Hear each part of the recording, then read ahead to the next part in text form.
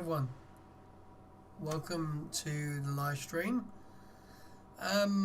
Bit of a different start. I am using my wife's MacBook.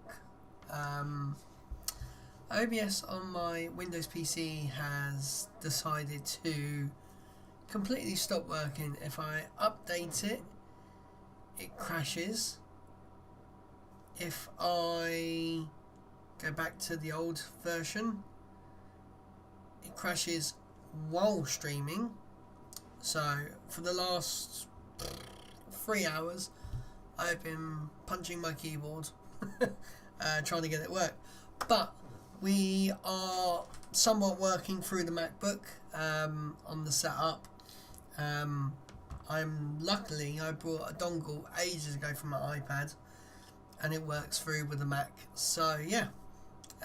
We are doing really good. Hopefully we're going to launch today. There's definitely been a few problems with SLS at the moment. So there was a hydrogen leak on the actual ground support equipment, so they sent the red team out to actually go to the pad and fix it while it was filled, but luckily they've got that working. Then the range then went red because, and this is a typical, anyone that's in IT will understand this, a Ethernet switch failed. So this was for the radar, and this was obviously to send all the information over from the tracking site to NASA's headquarters. So just like I've got in my server cabinet switch, or a lot of people have them at home now, that failed, so they've had to do that. So they're basically fitting a new one right now. So yeah, at the moment we are T-minus 27 minutes, but that is until the terminal count starts. So yeah, we might be here for about an hour or so till liftoff, but yeah, let's now this is all completely different. I've got no switcher, I've got no nothing. I'm back to a basic stream, so unfortunately I haven't set anything up on the Mac. This is literally last minute trying to get the stream sorted, but I have to play the sound out through the Mac, out the speakers, for the OBS on the Mac to record it. I don't understand why it just can't use the sound from internally like the Windows PCs do. So we're going to get onto them now, and we're going to see where we go. Here we go. And through partnerships with commercial providers. During those spacewalks, astronauts will collect samples for further study of the moon. The Astromaterials Research and Exploration Science Division I've got at a JSC loop back to receive rocks, soil, with my and Windows ice PC from the moon's south pole, to actually hear what's going on the stream. That have never been sampled, and leading the effort to advance capabilities for science exploration. And it seems to be working fine. The moon is the Commercial Lunar Payload Services Initiative, or CLPS. Now, more than a dozen American I'm shocked. I've always said about how NASA streams in 720p. Look at this. 1080p, even 4K, which is mad. They finally upgraded. They finally joined like the early 2020s. NASA is again teaming up with international and commercial partners to create this essential component. Artemis and Gateway will enable NASA's human research program to better understand how the human body adapts beyond low Earth orbit, ensuring future astronauts traveling to the moon and Mars have the tools to keep healthy. So what I did do, so I'd make sure I'd be awake for this, I actually went to bed at like 7 o'clock UK time, and actually woke up at 12, half 12. So I've been awake literally 5 hours, and yeah, computer's just not working. right? I From the am samples actually and going data to that was keep collected. In a fact, check we're still learning from those samples and data even on. today, 50 years later. But then since Apollo, you know, we've actually been studying the moon mostly from Let's above, move learning this. about getting more of a global perspective. I'm On just the moon, trying we not to really knock didn't any of have the during dongles or the Apollo. So that's wires or allowed us anything to like ask that. a lot better questions and to understand where to go to find the answers to them. Now that we're headed back to the moon, sending human beings as part of the Artemis Right. program, what are we hoping This is to weird get because I've got two sets of Yeah, so we're bloody going to keyboards an here entirely right now. different part of the moon for Artemis, right? During Apollo, we kind of landed almost in the same place, like 6 What times. we do We're have, sort of actually, central near side of the moon. But for is Artemis, we do we're have gonna go the explore a new part webcam of the from moon. We're the gonna go to the South actual Pole, which is some of the oldest Mac. rocks on the moon. It's the part of the original. So I have crust of the moon. my big one here, and there's and I places have a there that little are permanently Mac shadowed, one here. where we think that But water and other molecules. I don't need that one because sort of actually this get one's more trapped, high and we really quality. wanna understand what Even those though what's are weird so is that we can you're use running it in both science 720 and here, for as and that's running 1080p, but that we're looks also better planning to land because a it's a rover larger at the sensor. South Pole of the moon in late 2024. Can you tell us about that? Right. Yeah, absolutely. The Viper rover, the Volatiles Investigating Polar Exploration rover, is going to go land near the South Pole, and it's actually going to explore some of these permanently shadowed areas. It's going to dip into them, drill down, try to find out what that water is, what else is there, what Looking form good, that water looking is, how good, much looking is there, good. so that we can really understand it both from a science perspective and if we want to use it as a resource, we will understand how to extract it. So some people might say, you know, we have all these rovers, we have access to Come on, machines that you can gonna do a work? lot of the work on the surface of the moon for us. So why is it important to return humans to the moon? Yeah, it's not an either or proposition, right? There are some things that robots are better at and some things that humans are better at. And it turns out that humans are much better. Notice the green screen geologists keeps and coming really back much up more and down again. efficient and better at that. Plus we can do better. We can, It's just so annoying. I deploy can't seem more to get complicated any instruments, and we can use tools of like in ways that OBS's it's green very screen difficult for robots effects do, to so we work can properly. collect better samples. And one of the great things is that we can bring back a lot of Right. samples. Right? When we do robotic sample return, it's usually a very small amount. But if you look at what we brought back from Apollo, it's a large amount of samples that literally hundreds, probably maybe thousands of scientists have been able to study over the years and over generations. Good thing actually And about that's a lot not of brain using the power Mac, to put behind those samples. So again, that's how not using the Artemis and Windows Apollo are PC different. Now we're for utilizing streaming. So I've got machines 4 and screens now to digital watch to hopefully all the advance. different Perfect. Sarah, thank you so much for your time. live streams. So in honor of our destination, the moon, we asked you all to create moon-inspired content and share them with us using the hashtag NASA MoonSnap. We got so many wonderful submissions, so why don't we check them out? I'm gonna keep troubleshooting for a bit why OBS is not working.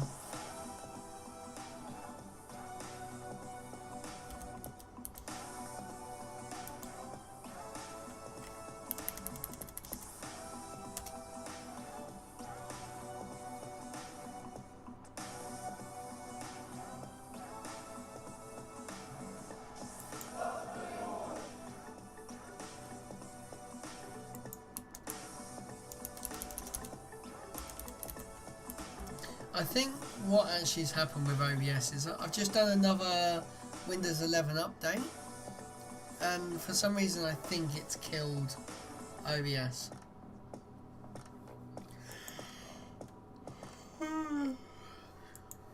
That was a really cool look at Because it all seems to be different working on the kinds Mac of creations, absolutely fine. recipes and also art, and it was great to see what people submitted. Yeah, it's awesome to see the creativity out there and how people are engaging with this mission in so many different ways. Yeah. So I know that you didn't submit it yet, but you did create a moon snap, so to say. So why don't we take a look at that picture? Yeah, this is one of my favorite pictures of the moon that I was able to take from orbit. I think for me, it kind of reminds me of that iconic picture of moonrise or Earthrise from the moon from Apollo. And it's kind of that in reverse. I think there's something about seeing the moon from orbit around the Earth that makes it seem a little bit easier to imagine what it'd be like to have that view from the moon looking back at our home planet. Yeah, you should definitely submit that because that's an amazing photo. Did you take that yourself? Yeah, out of the cupola window aboard the Wow. space station. Wow, the resolution's great. The cameras we have up there are incredible. Yeah. It's awesome. So I haven't taken a moon snap, so I had nothing to submit. So how do you feel about creating a moon snap with me? Let's do it. All right, well, take that, if you don't mind lifting it up, and we're just going to snap a photo here. Oh, lighting. Perfect. So I just created a moon snap. I love it. I'm going to share it. And again, this is just to encourage people to really get involved in this mission. So we will continue to collect and share those photos. So again, if you have a NASA moon snap, just use that hashtag. Okay, Artemis 1 comes amid a I very need a moon. busy Oh, year man. and exciting year at NASA. Some of the highlights include 2 more commercial crew launches with SpaceX, Crew 4 in April, and then Crew 5 last month. In Right, May, so they're NASA saying and it Boeing might flew be OFT-2, the second a uncrewed firewall. flight test of the Starliner capsule. The goal is to certify the I don't capsule for think so. regular flights to Right. the International Space Station after a crewed flight test next year. It In July, might we be. released the first images captured by our James Webb Telescope, and oh my, those are really Right, beautiful, G-force fascinating products. photos, and they're going to really help us answer some of astronomy's biggest questions about how our universe began. So they're saying it might And then be in my September, we graphics card. intentionally slammed the DART I just done a spacecraft into graphics asteroid update though. Morpheus. Boom, look at that. And we successfully changed its course. The G-force asteroid was headed experience. for Let's have a Earth, but look. the test was to show we could defend our planet if needed. And recently, 2 other missions that Drivers. benefit the Artemis program. Last week, we tested a new inflatable heat shield that could help us eventually land humans on Oh, Mars. why has it gone to the And just 2 gaming days ready ago, driver? Capstone arrived at its intended orbit around the moon. The small satellite launched from New okay. Zealand in June and will now test a unique lunar 18 orbit for the for a 10th. future space station there. So that is last Artemis month, almost a month heralds ago. a new era in the history of human Okay, let's see if we spaceflight. can do that. It marks Because a what I pivotal could next do step is I in could swap back humanity's over, return to the moon, ushering in a new generation of if it works, astronauts, that is. technology, and research. This critical flight test sets the course for a bright future at the moon. It represents our ability to safely send Artemis astronauts. Because what I do, I'll and try and critical record hardware to using lunar orbit. OBS. Humanity will experience Artemis And in then different if ways that than works, Apollo. and if it doesn't We freeze will and explore crash, new areas of the I moon can with stop on the 21st century materials, Mac. technologies, and then because I've got systems, auto and stop turned operations. off, I Gateway can will quickly be pick it back up humanity's using first the space station to orbit the moon, built with Windows next computer. generation technology. Right. Gateway will not only provide a deep space outpost for future lunar expeditions, it will also serve as a station for landers, experiments, and supplies.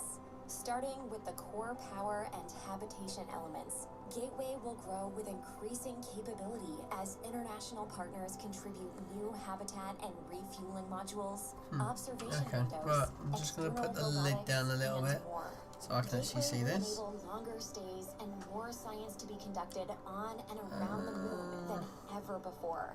And one day, it will help set the stage There for we go. missions to Mars. Right, A highly properties. skilled, diverse core of astronauts will be Compatibility. selected for Artemis Run mission, this as including the administrator. first woman and first person of color to step foot on the moon. Aboard Gateway, the crew will conduct exciting research from their unique deep space vantage point.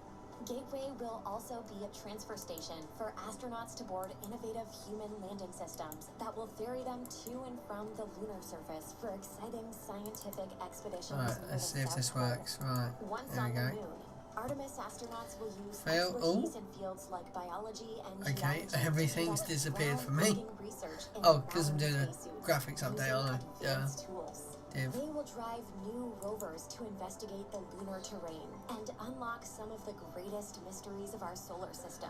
Right, okay, I'm going to lose everything for a minute, so I'm not going to be able to hear myself, I'm not going to be able to do anything.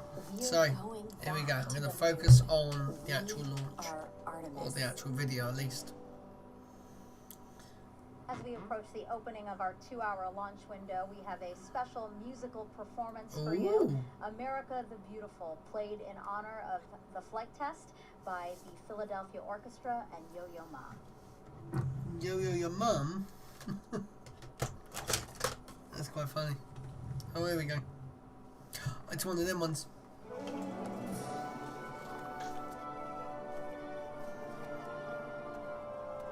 I can do that too.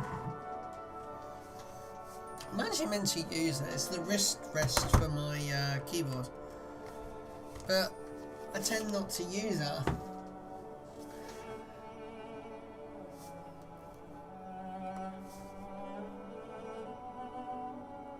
I'm liking this.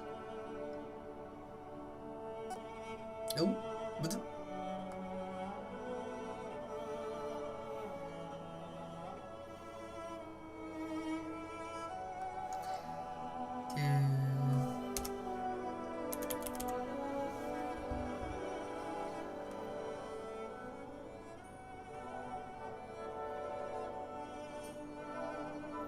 oh, could you imagine having that as your job, just to ding?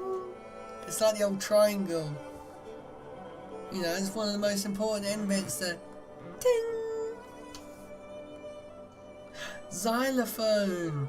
Oh, I've been watching too much Bluey lately. Seriously, Bluey has taken over my life.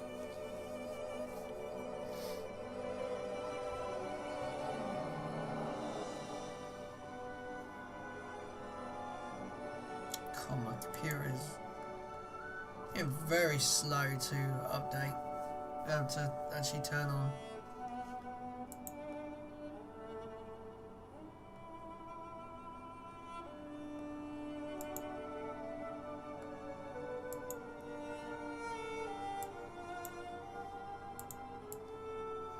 I'm liking this music though, it's pretty nice. Very chill.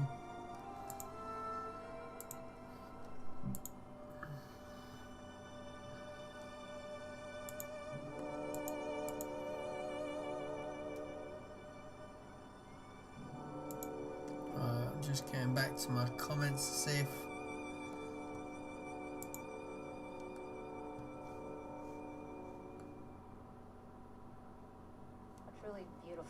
performance. It really has me feeling quite emotional right now. Yeah, perfect tribute for tonight's Really? launch. You know, it's just, it gives me a sense of pride, really, to just remember that our country continues to lead our nation in space exploration. So, and as such, the White House is closely watching this historic launch. Earlier this year, Vice President Kamala Harris came down to Kennedy Space Center and met with NASA leadership as well as astronauts. She also toured our facilities where teams are working on hardware for future Artemis missions. Before leaving, we signed a piece of the Orion spacecraft that will fly on Artemis 3. Okay. Why is it over there? Which will return astronauts to the lunar surface. Well, it's opening, so let's have a look. Okay, Kayla, time for more social questions. So let's take the first one. You know now the drill. It's going to be a celebrity question, so let's take that. Hey guys, I'm Jack Black, and I'm super excited it's for the Jack Artemis 1 Black. launch today. I was part of a little movie called Apollo 10 and a Half, A Space-Age Childhood, and I have a few burning queries. Question the first. How is Artemis different than Apollo? Artemis is different than Apollo because we're returning to the moon, but this time we're going to stay. So rather than a short visit where we can do some amazing science, but it was pretty limited by these short visits, kind of a small area of the moon, we're going to the South Pole, and we're going to learn how to live there long term. We're going to be building habitats. We're going to have rovers. We're going to have all of this infrastructure on the moon supporting scientific discovery, but also that next big step to Mars. I'm going to keep it going for a little bit, and I might switch over. Because it really shows that this is something that's captivating a lot of people. I've done so that was really fun to see Jack Black. a reinstall of the graphics driver. All right, let's go to the second question. And I've put it in a different Windows compatibility Being in mode. Space is amazing. I mean, for us launching to orbit Oh around the my Earth and the days. space station, where I just was for 6 months, we're in an apparent microgravity environment. So for Right, us, it feels like we're weightless, like we're floating. So you have If I am, relearn how to and live if this is work in going to that space, work, but once you get used to it, it's a lot of fun. Yeah, we were just talking, Jessica well, I've got past a minute, which usually it's crashed by then. But actually, when you came back on Earth, that was an adjustment as well because you got so used to living on the space Literally, station. it has been The transition home was actually a lot harder. 5 and a bit hours of excruciating pain. We start ignoring all the sensors in our inner ear that Like, tell us how our I bodies can't are believe moving, how many because times the I've space punched my environment is so desk. strange, but we really need that on Earth to balance and control our bodies. So when we get back, it takes a couple of days before we feel comfortable again. Really interesting. Thanks so much for those. Okay, so we are 10 minutes until the opening of our 2-hour launch window today. So why don't we head back over to Daryl. Daryl, tell us what's happening now. Yeah, Megan, we actually have about 10 minutes Oh, before right, we okay, go that into will a half-hour hold. That half-hour hold is part of the L clock, and what you see on your monitor right now, I believe, is the T clock. So in about 10 minutes. We'll hold for a half hour. And currently the launch team is trying to evaluate how much of a delay may result from some issues Right, that we are been going to facing, try over the past hour. Just to recap those. swapping we've got over. a So leak what I'm in going the to do, replenish valve on the mobile launcher that feeds into liquid hydrogen core stage tank. That's been resolved. The right, leak, so we're going to pause it on here so you guys are going to see the background stuff. Currently, the upper stage of the rocket for liquid hydrogen is roughly 78% Right, at the moment. So that is tracking. Progress continues there. The core topped off. right, so you And guys now can both hear me here. Liquid oxygen and liquid hydrogen are 100%. So now I'm just going to Hydrogen side of the equation.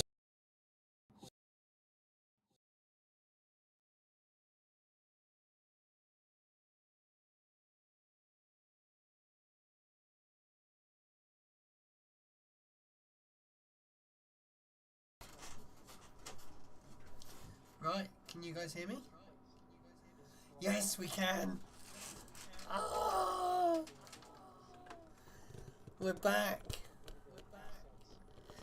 I seriously, I want to throw this thing out the room.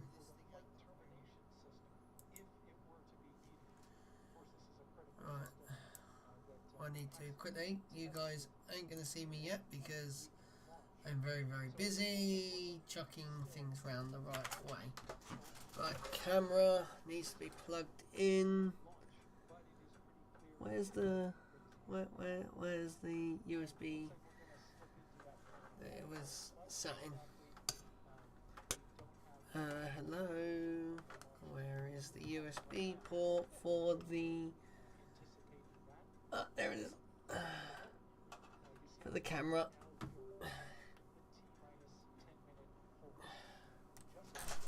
Right. We are getting there. We are getting there slowly. Right. So what I'll do is go here. Here we go, guys. Right. Right, you guys are going to hear an echo for a second.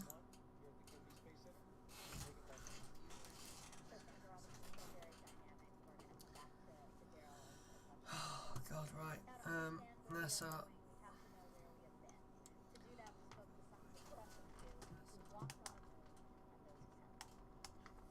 Just got to restart the camera. And we shall be back.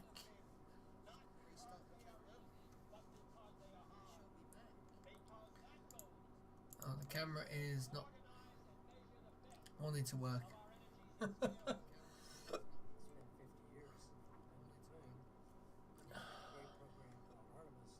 Come on, camera. Properties.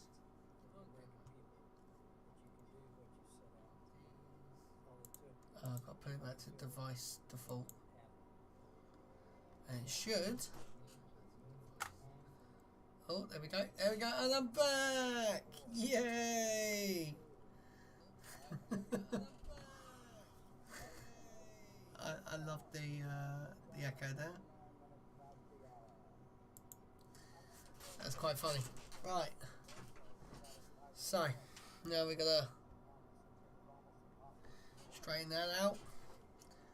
OBS is working.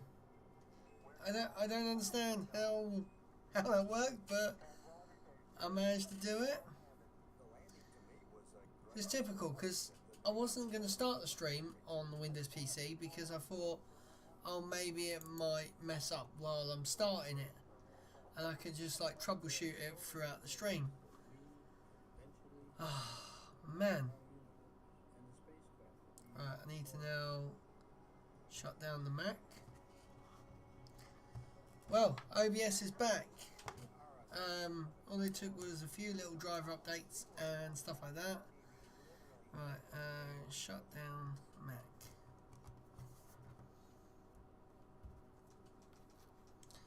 So yeah, we are back in business on the Windows PC with all our usual stuff.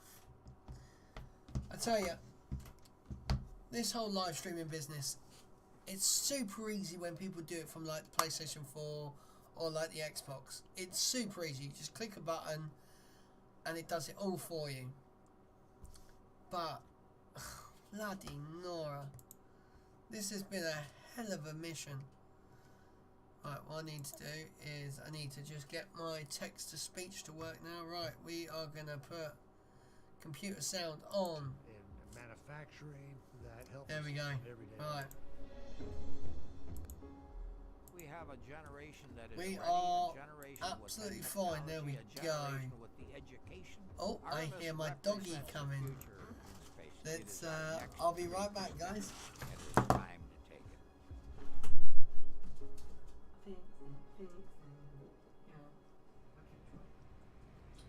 If you're just joining us, welcome to NASA's Kennedy Space Center, where we are showing you a live look of another visitor center. This is the U.S. Space and Rocket Center. Wow, take a look at all of those people who are there hoping to watch the launch today. You know, this is the visitor center for the Marshall Space Flight Center in Huntsville, Alabama. That center played a crucial role in contributing to the Artemis program. So I'm not surprised that there are a bunch of people there watching. I love you too. See you then.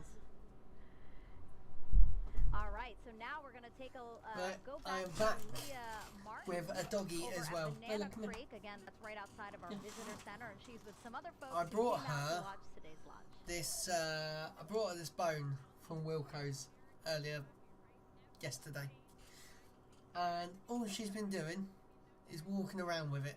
She hasn't eaten it. It's a toy. It's not a toy. It's food. It's food. I don't understand dogs. It's so weird. I think it's But yeah. amazing. I know that tons of people from all over the United I'm so States happy have we got this working. build the rockets and are here tonight. So Right, it's awesome. now I am going to share. And go ahead. No, I'm just excited to be here. I'm sharing fan of space me travel and going to the me moon. live stream. Me live stream. I've got Northern. Again, later in life. And you were actually telling me a little bit earlier that you grew up in the Apollo era in those years following those. And September, so everything looking really good with SLS. Just to recap, I think I'm the most back. powerful rocket we have ever built. It's propelled by two solid rocket Yeah, boosters, OBS four just engines crashed. on this core stage. Now Um, these solid rocket boosters are going to be firing for the first roughly 2 minutes of the flight, a little more than 2 minutes, and we call them solids because of yeah, the type of I'm back. propellant in I'm them. back. I'm If back. you forgot it already, it's aluminum Yes. powder, ammonium perchlorate, and Mm. polybutadiene acrylonitrile to bind Love you too. See you later. inside. Solid propellants are extremely stable, they're very reliable, Right. but once you ignite them, OBS they're crashed gonna keep again, burning. so, You can't really throttle them up and down like you can with liquid-fueled engines. I have no You idea can what's throttle going on. just based off of It the worked. distribution, so you basically put more Normally, propellant in it some areas takes, and less you know, in others as you're trying to 30 really seconds to throttle the crash, rocket but then down. it crashed after As that. we go through things like max Why is pressure, Microsoft dynamic Edge pressure. running? And just a reminder, is these Go away, fire Edge. No one likes you. They can steer, they can gimbal. The bottom part here, gimbal Oh, means you can really man. direct, and they're providing 90% of the steering as SLS is making the flight uphill, and more than 75% of the thrust Right. with those two firing at the same time. And again, they're attached to this. This is Hmm. the core stage, 212 feet tall, the largest single stage. I have we've no ever idea what's going on with it's OBS. a It great just. run test, a Oh, lot of hello. preparation for this I flight forgot today. to set this And to it is propelled 1080p. by 4 RS-25 engines. Now these are liquid-fueled rocket engines, so you have a fuel and an oxidizer. And one of the great things about liquid fuel is you can throttle them in real time, kind of like the gas in your car. Right. Faster, a little bit slower. There we go. We So are these back throttle up to again. 104% of their rated thrust at the time of liftoff. We throttle No them idea. down as we go through max use. The maximum amount of pressure on SLS uphill. What I do throttle them is, back as up soon as I until see they've consumed all of it their starts propellant. And they're consuming that propellant freezing, I just close it down, I restart it again. That is just an astronomical That amount of is fuel literally what I have to these do. engines to produce that thrust. Each of these up to half a I million think I scared the pounds dog off because I sort during of their screamed. operation. Lola, meow. And of all the different components, we've got this engine block section down Give me a here. low. You have all of the associated plumbing, everything to Lola. feed those propellants down to these engines. You also have these two Do you not like me? points here, and that's where we actually Right, what I'm going to do, I'm going to do a poll. focus on those in the previous attempts. They've and it'll be will today, and we've been it able to fully tank this core stage. And a reminder, you have a fuel about will it launch today? right here of liquid hydrogen. So You yeah, need get those your together, and then an votes ignition in. source. That's what gives you your We'll reaction see. from basically controlled explosion that then comes out of those rocket engines. So fully tanked. These are cryogenic fuels, hundreds of degrees below zero. So we've got like spray-on insulation across the entire vehicle.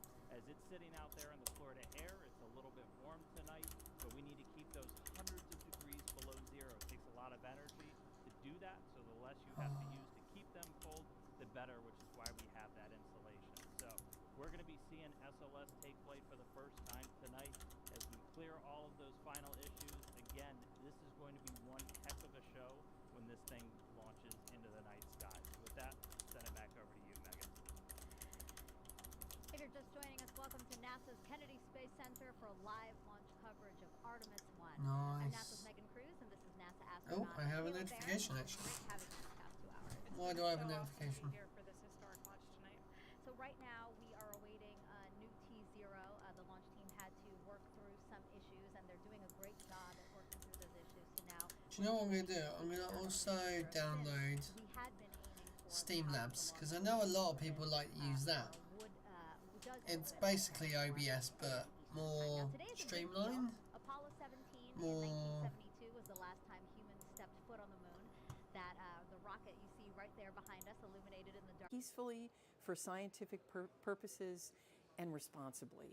Right. Pam, you have a great sense of teamwork, and this is definitely not our first time. You know, there's a lot of things that go into testing out a first-time vehicle. There's actually dynamic activity going on right now. So how does this first flight test of SLS compare to other first times, you know, with Shuttle or with Saturn V before that? Well, I can do even better as a test pilot, right? So there's a history there.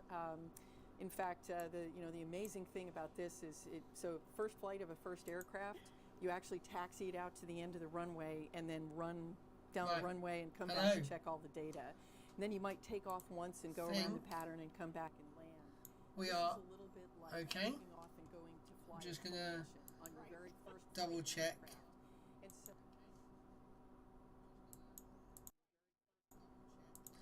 Right, what I need to do is boost my volume on my microphone.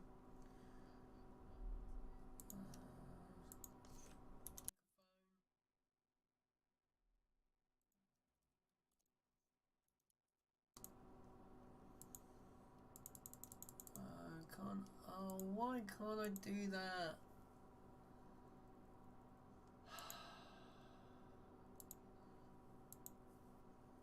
Right, well this stream is absolutely dead. So what I'm going to do is that better?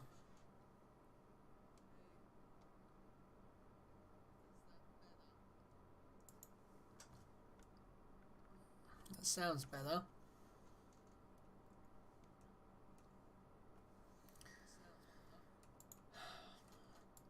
I swear, I'm having so many problems with this. Like, I kind of hope it scrubs for today.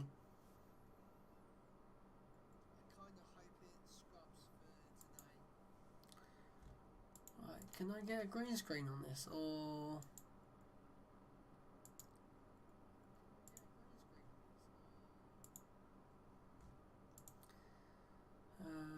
Colour, scroll, here we go, right, okay. Chroma key, here we go. That's not too bad.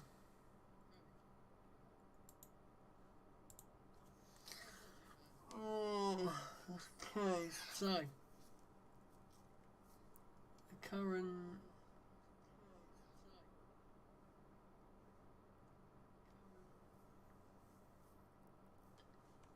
we recommend. I just done that, no? My watch is telling me to stand up and go away.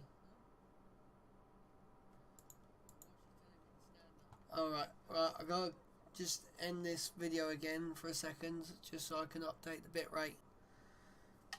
Right, Hopefully we're back. Oh, I just...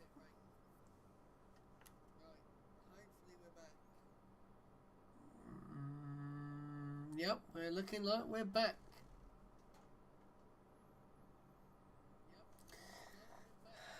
I don't understand. Literally, OBS Studio, no, Streamlabs is the same as OBS.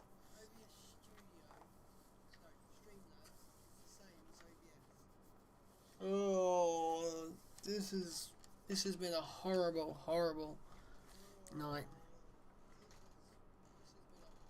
Oh, we have. Okay, three people voted, so 2 of you think it is, and 1 is not.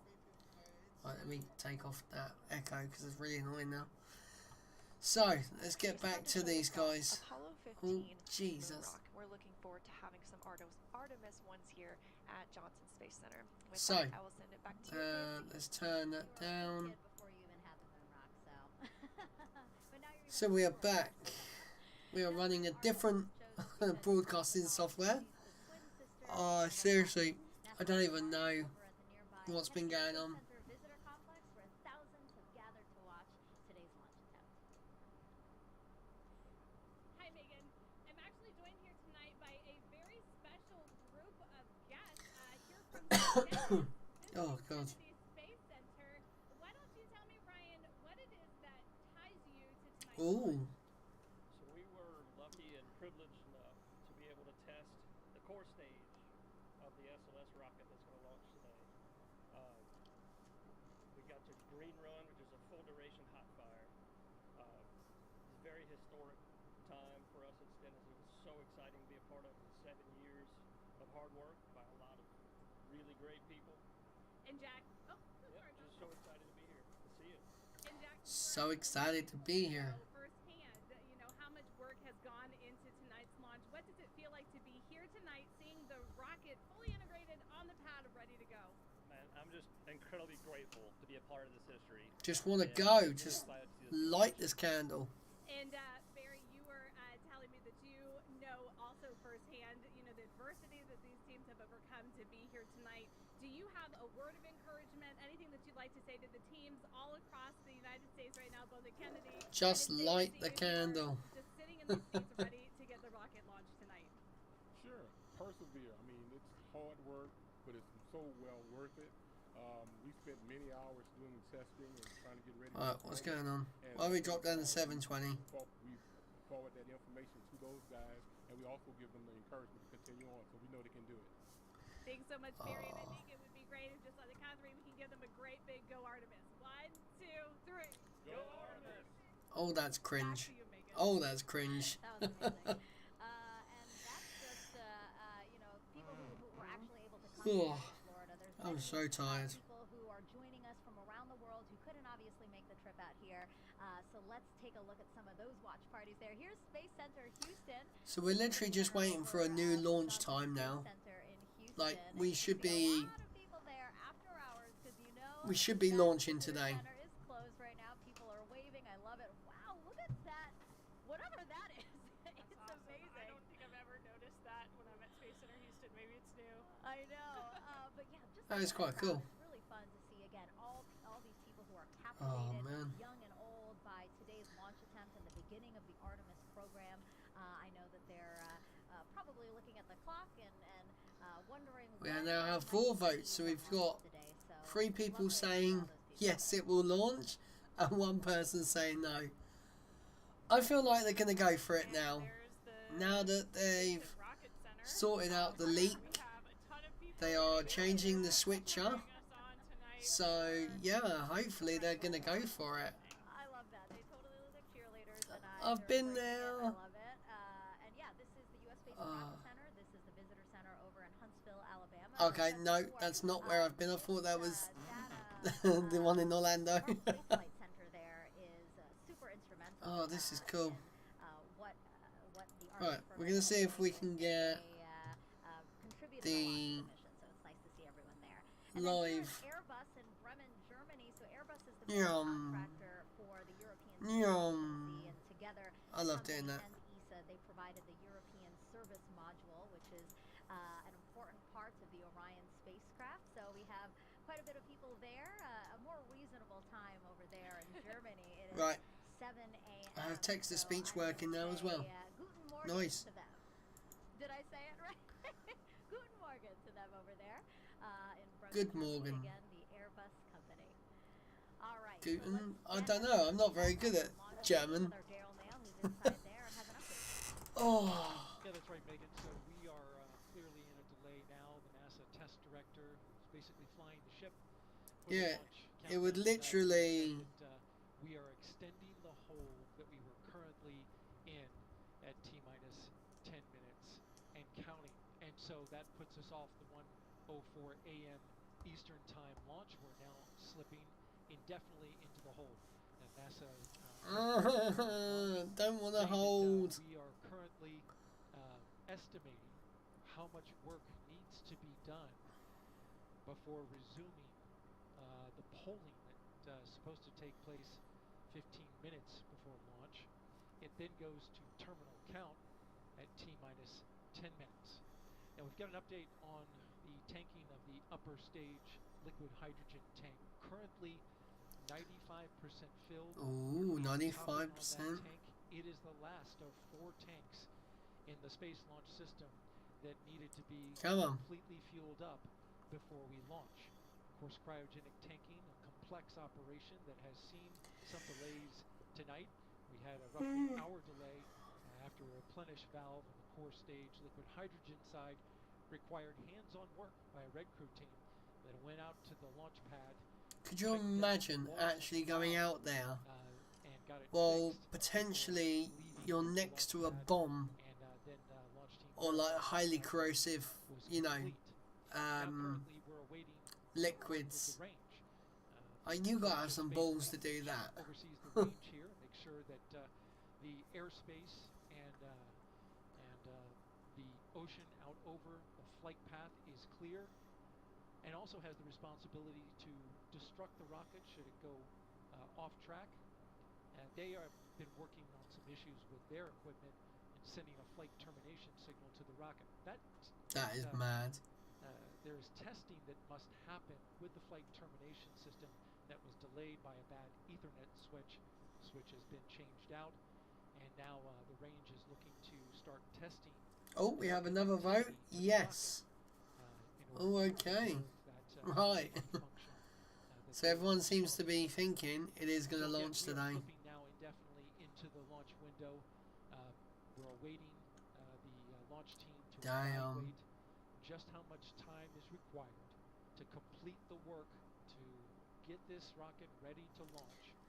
Of course, we have a new T0 for you. We'll report that out right away. Oh, okay. Back to you. Daryl, thank you so much. As NASA prepares to explore the moon, here's a look at the I gotta say, man, that will help us to do that. I've been banging the desk so much, all the dust has come up and crap. Here's the moon. Apollo footage of astronauts doing geology on the surface of the moon is a really great way to think about preparing for Artemis, for putting people on the lunar surface once again. It's very cool. We learn a lot in how they did science operations on the moon and what it's like to work on the moon. You see them doing geology, you see them taking rock samples, putting in a drive tube to take a core sample, you see them bouncing along the surface of the moon on the lunar rover. That'd be so cool to go to the moon. So it's a great way to help. I think if I got the chance, I would go to the moon.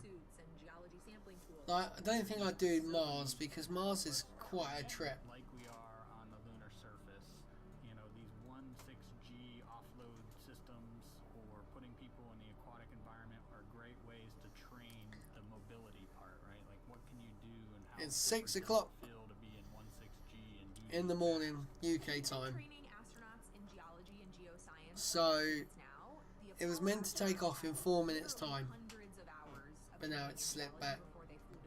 It's often said that the Apollo astronauts have the equivalent of a master's degree in geology by the time they flew. Jeez. In the intervening decades since Apollo, we've been training astronauts who fly to the International Space Station because when they're on the ISS, they spend time observing the Earth.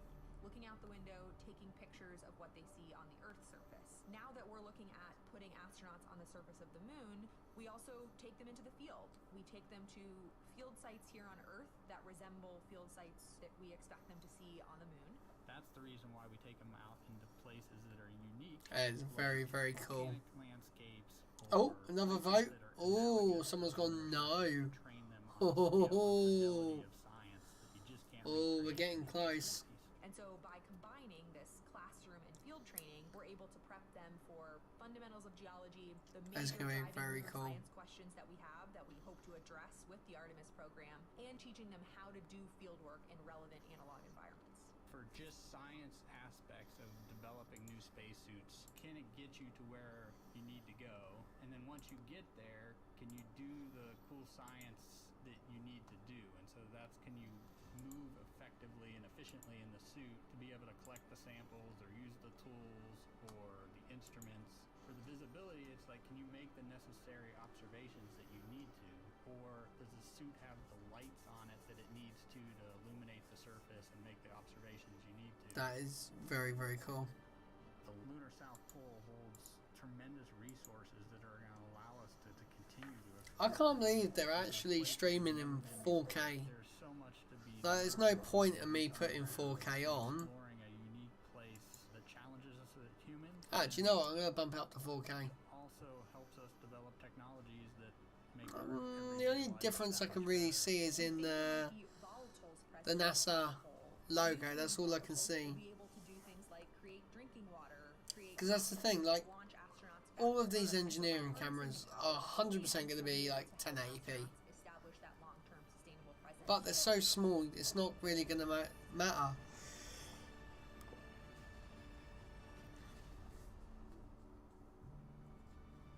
That looks super cool. Pushing our boundaries and exploring our universe is, I think, just one of those things that's just stuck in our human nature, and that we need to do it in order to understand the world around us, including our Earth and our solar system. So, I've been streaming almost an hour, Curiosity is just and it's somewhat working. So, with that in mind, why don't we do some social questions? Because some people are very curious to hear what you have to say about their I need their lights. Their lighting system is what I need.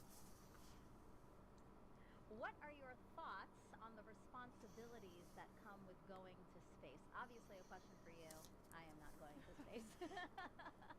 Yeah, the opportunity to travel to space comes with a lot of responsibility. I think for all of us, it's a huge honor to be a part of these teams, and the work we're doing is so critical in supporting scientific discovery on the ground. So on the International Space Station, we're a national laboratory. Our crew executed over 350 different scientific experiments during the mission.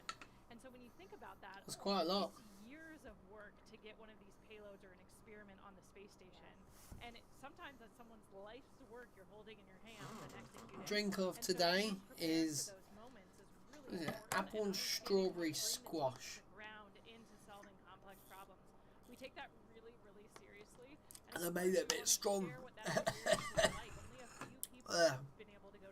Wow, that's like having the old Kool-Aid. Oh man, that blew my head off. But still, it's only available to some of us, so we really want to share what that's like and the perspective we what's gain this? from our time up there. It's really great to see and hear that you guys acknowledge that, right? Like that this experiment that you're holding, that you're working on for 6 months, somebody has been working on literally for years. I mean, I've talked to some scientists and they're saying, oh, this has been my life's work, 20 years of my life's work. So yeah, that was a really good question. I like that question a lot. Okay, we have another one from social media here. Astro Kayla, have you considered what you might say if you had the opportunity to be the first female to set foot on the moon's surface? No, I have not considered that. If I was in that role, it's something I would take really seriously. Right, well that one's not working. Neil Armstrong, one small step for man, one giant leap for mankind. That will always be the best thing. Whether you witnessed that moment or not, or it happened before you were born, for me, I think we all have that embedded in our psyche, those important words. So I think it's something I would have to think a lot about. It's a bit like 21 Jump Street. Is it 21? 22 Jump Street? say something cool as you throw the grenade, and he just says, "Say something cool." Okay, let's see another question here. Oh, why is the spacesuit orange in color? So they can identify the bodies. I wish I knew the answer to. Megan and I were actually talking about that earlier when we had Snoopy up here. It's a continuation of the same suit that we used during the shuttle era, and I was kind of hypothesizing that maybe it's to help forces if for some reason when we landed in the water we had to get out of the capsule for some reason For visual. to see us. But that I'm gonna have to take a phone a friend on that one, I think, to know the real answer. I'm sure somebody will be commenting on social media right now with what the real history behind the orange suit is. I'm trying to think about it too. I'm thinking, does it have anything to do with SLS? Right, here we go. The spacesuit. Why not? I don't know. I don't know. We got stumped. That was our first one that we got stumped on. Do we have another question? The orange colour allows rescue units to easily spot the astronauts in case of an orbital bailout into the ocean. There we go. I thought you might say the name of your zero-G graph. Oh, FOW? Yeah, maybe. I don't know. That's a pretty big responsibility, I think, to name these geological features. And a lot of the craters on the moon already have names. So I'm sure there's some that maybe they haven't named, they're too small, or we haven't explored them yet. But it would be cool. Could you imagine actually being able to, name a crater? Yeah. It would be very cool. I don't know. Do you think our parents or husband or fiance are now upset that we didn't say them? I know. I mean, I don't think so. I think they understand. All right. These are big decisions. This is. All right. Last question here for this segment at least.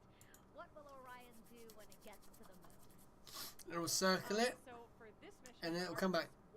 It's actually going to orbit the moon and then go into a distant retrograde orbit.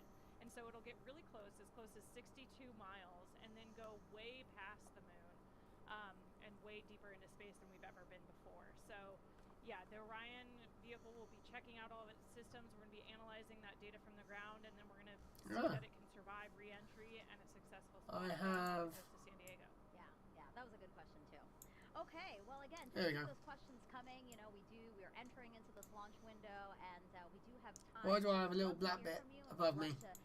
Try at least to answer 2 seconds. Your questions. So you've been hearing throughout the broadcast all the different science that returning to the moon will enable us to do. So there we go. Actually, something called I got rid of it. Prime 1 mining experiment, and that's going to robotically look for ice and other that is very cool. Below the lunar surface. NASA's first Polar Resources ice mining experiment, also known as Prime 1, will robotically look for ice and other resources below the lunar surface. Thanks to data from spacecraft orbiting the moon, scientists believe because there are actual stuff orbiting the moon right now. Ice just below the surface. With the right technologies, that ice is a game-changing resource that can be mined and used to produce propellant and breathable oxygen for future explorers. Under NASA's Commercial Lunar Payload Services Initiative, the agency selected intuitive machines to fly and land Prime 1 on the moon's south pole. Prime 1 will land near the Shackleton crater to drill into the lunar soil in an area that could contain water ice. Prime 1 is made up of 2 instruments, Trident, the regolith and ice drill for exploring new terrain, and M-SOLO, the mass spectrometer observing lunar operations. Trident will drill up to 3 feet into the lunar surface, extract lunar soil, and bring it up to the surface. Trident drills to its maximum depth in multiple phases, stopping at different increments. As it reaches each desired depth, it will pause and retract the drill string to deposit here we go. surface for analysis. New time of 3:04 Eastern Standard Time. Off-the-shelf mass spectrometer modified for spaceflight. 8:04 UK time. Oh man, I could have stayed. I could have gone to bed normally, and then woke up at time I go for work.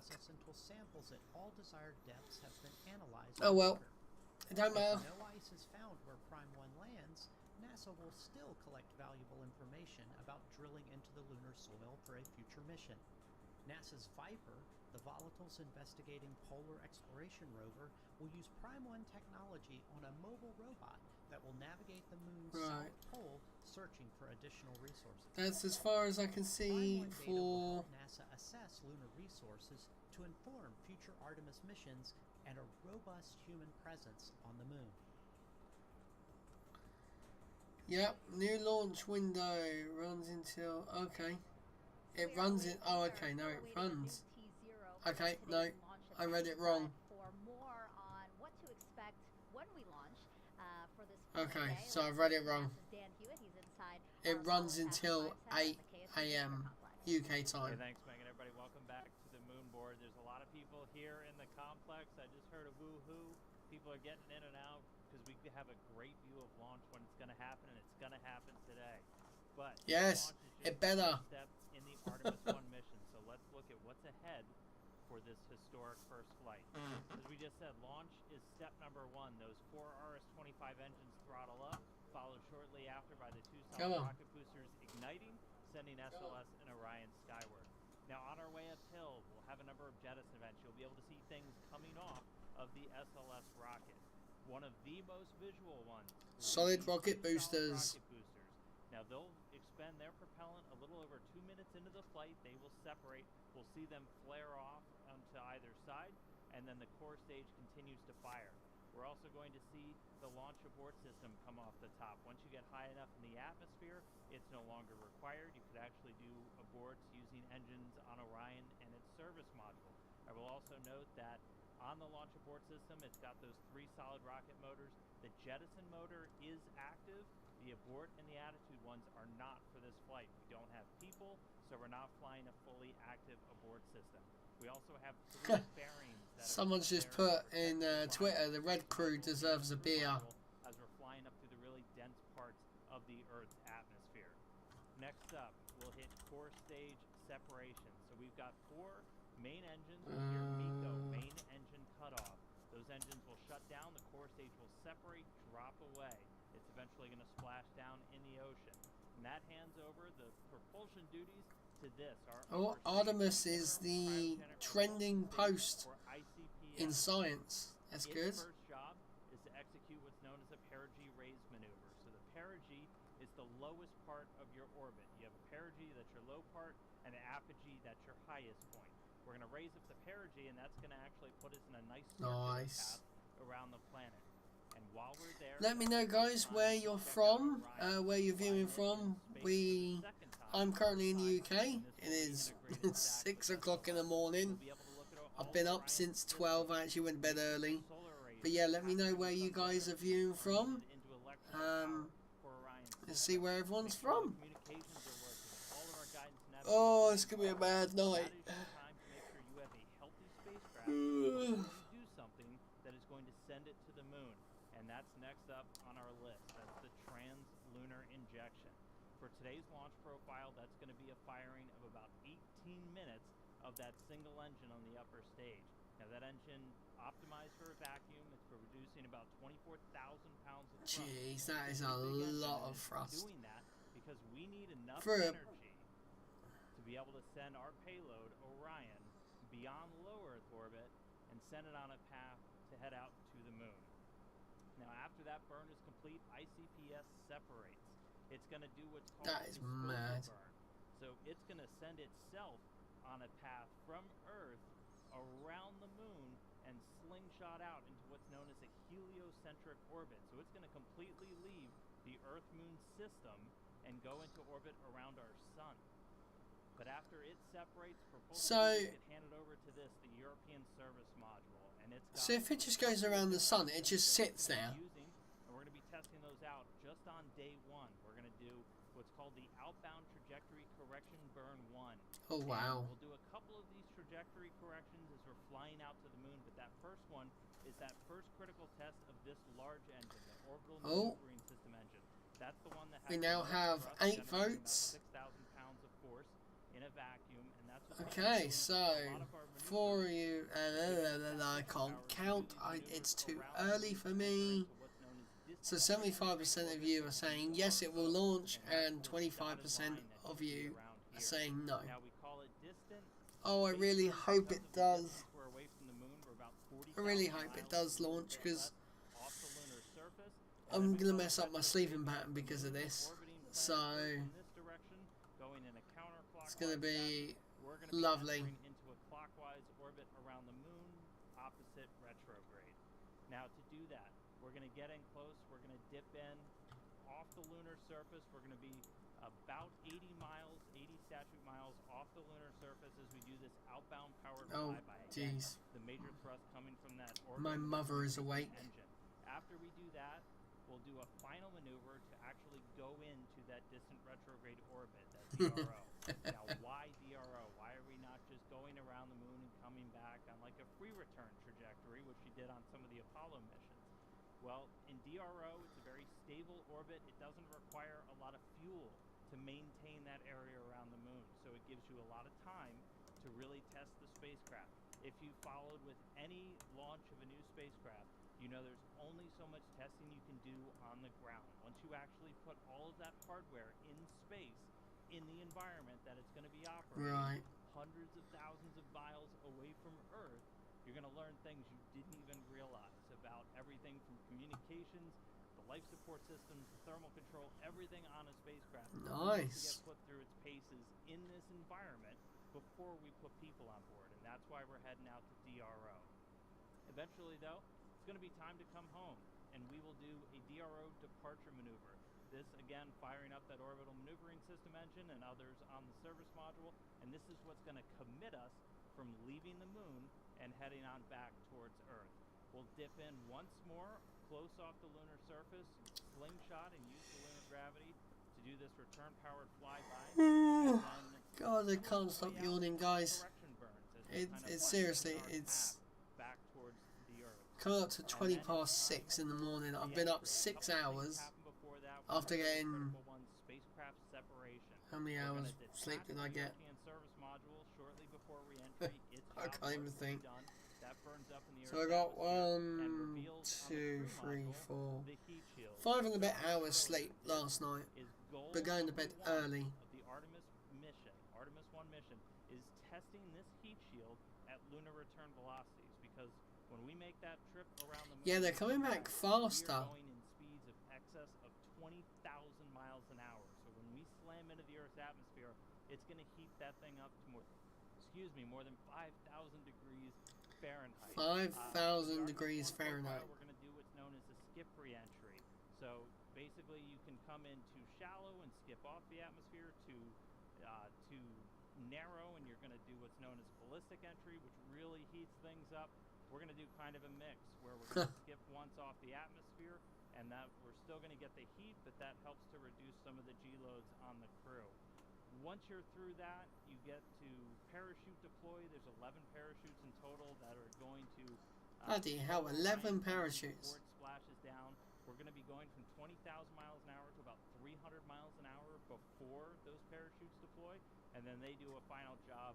That's mad. In the water in the South Pacific. We've got these big orange balloons. That's an uprighting system, so even if Orion landed in the water upside down, those can inflate, and they put us back upright into what's known as stable 1. That's where you want your spacecraft to be, nice and upright in the water, especially if you're an astronaut in there floating. Now, we also have a large U.S. Navy ship with a big bay that's going to basically come up and swallow Orion into its deck, and you've got a couple of other assets. Like John Pac-Man. Hardware, the forward bay cover, parachutes, things like that. But that's scheduled to happen 26 days after a launch today. So that's 26 days from liftoff here in Florida. 26 days. Around the moon to a splashdown in the Pacific. And that will be the first mission. That is in the crazy. The farthest we've ever sent a human-rated spacecraft in history. And just the first step before we put people on board. So that's a look at everything still to come. We're counting down to that launch. I'll send it back over to Megan and the team at the host desk, guys. That's very cool. Look at that. Thank you so much, Dan. If you're just joining us, welcome to Kennedy Space Center and our live coverage of Is it light outside yet? That will return us to the moon in nearly 50 years. But some might ask, why the moon? Well, here's why. Oh look, it looks like there's a fire behind us, Les. Oh, okay, this is the We Are Going video. Agency is marked with broken barriers, once viewed as impossible. With science fiction turned reality. With innovations that have spun industries all their own.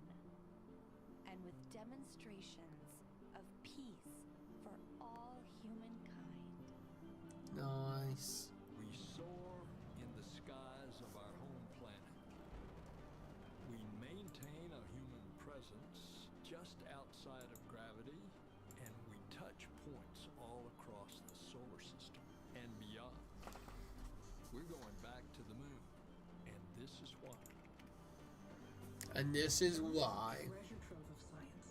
It holds opportunities for us to make discoveries about our home planet, about our sun, and about our solar system. The wealth of knowledge to be gleaned from the moon will inspire a new generation of thought and action. Without fail, every major program and mission NASA has invested in has led to technologies and capabilities that have shaped our culture. The breakthroughs of the Artemis era will define our generation and the generations to follow. The Nice. tens of thousands of jobs associated with propelling us to the moon today.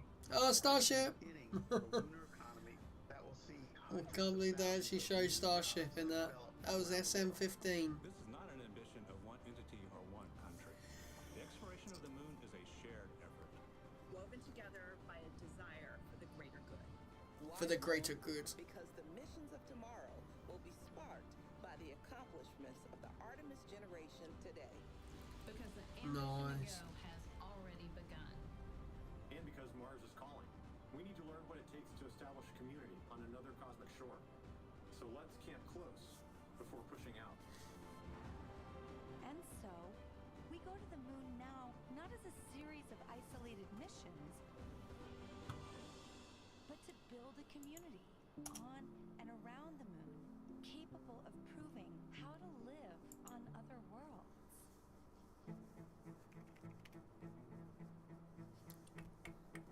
We'll use the lessons from more than 50 years of peaceful exploration to send a new generation to the lunar surface. Ooh, I gotta stop yawning. I got no chocolate, I got no nothing. Positioning us for long-term science and exploration of the lunar surface. We will prove what it takes to assemble a complex ship in deep space. We will perfect descending down to and returning from a distant space. We will learn how humans can survive and thrive in a partial gravity environment. With improved spacesuit designs, mobile habitats, and with reconnaissance robots pre-positioning and relocating supplies. We will learn how to utilize the resources we find on these other worlds, starting with finding water ice and purifying it to drinkable water. Water boys. Hydrogen for fuel and oxygen to breathe. We will establish fission power plants on the surface of the moon capable of supporting a growing community of efforts. That is crazy. We will expand the logistics supply chain to enable commercial and Oh. international partners To resupply and refuel deep space outposts. None of this is simple or easy, but nothing in our history ever has been. No, exactly. We got a bunch of guys about to turn blue. We're breathing again. Thanks a lot. This kind of continuous lunar presence is a natural extension of all that we've learned in low Earth orbit. And what we will accomplish there will ensure the monumental missions to Mars are within reach. As we ready the launch of the first Artemis mission, and as commercial companies ready their lunar landers for the first private payload deliveries, we Oh, it's gonna be mad. have already begun to take the next step.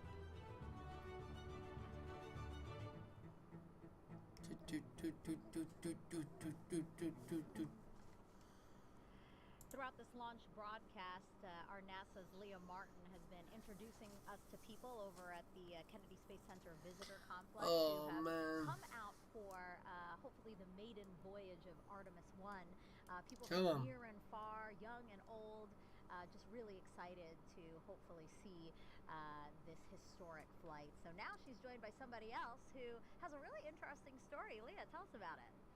Megan, I think one of the most exciting things about being here tonight is being with people who are like-minded, who have such a strong tie to the history of our nation's space program and their love of spaceflight. And I actually struck up an amazing conversation with Scott here, and you were telling me about the special tie that you have to tonight's launch as well.